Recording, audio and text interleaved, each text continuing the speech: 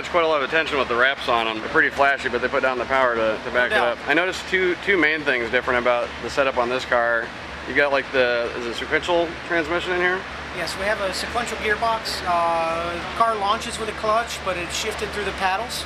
Oh, okay. So there's no need to let off the gas to change So gears. it's a manual launch, and then it's basically an auto down the track. Correct. And then the other thing I noticed is that the bonnets you have on the back of here are all raised up to give you some more room under the engine bay. Well, we did build the intercooler into the intake manifold on this car, which created a necessity for a little more clearance for the bonnet. Leaves a lot of room for the turbos to be right in your face. Yeah, and the lift-off bonnet, it makes it nice when you want to work on the car. Yeah, that's awesome. Hinges in the way. It makes a little more horsepower than it does traction. Find out, sometimes you got to turn it down to go a little faster. Yeah. This crew come all the way down from Canada, is that what I heard? Some of the crew's from Canada. Okay. I came from Florida. Okay, all over the place. Yeah.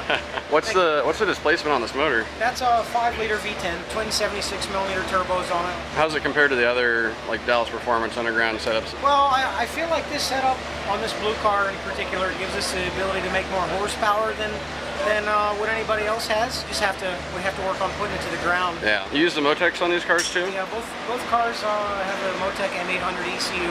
We were running, we had about 30 pounds of boost in 5th gear. How much power do you think it's putting down?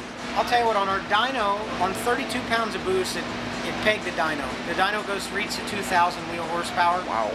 By the shape of the graph and where it pegged it, I want to say 32 pounds, it probably made 2,100 to 2,150 to the tires. Are these 76s? Yes. It's just a smaller intercooler, smaller compressor cover, smaller air inlet plumbing. Yeah. To be honest, I don't know what the red car makes. We had dynoed this car earlier on with smaller turbos. It's never been back on the dyno with the bigger turbos.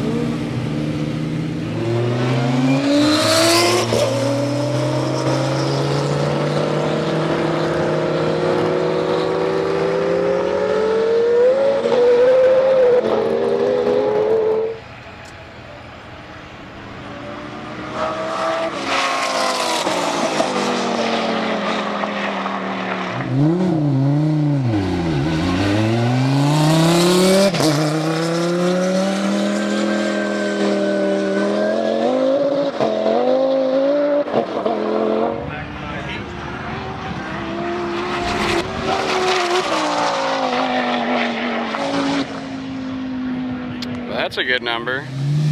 Woo! There you go. 191. Got it. Nice job.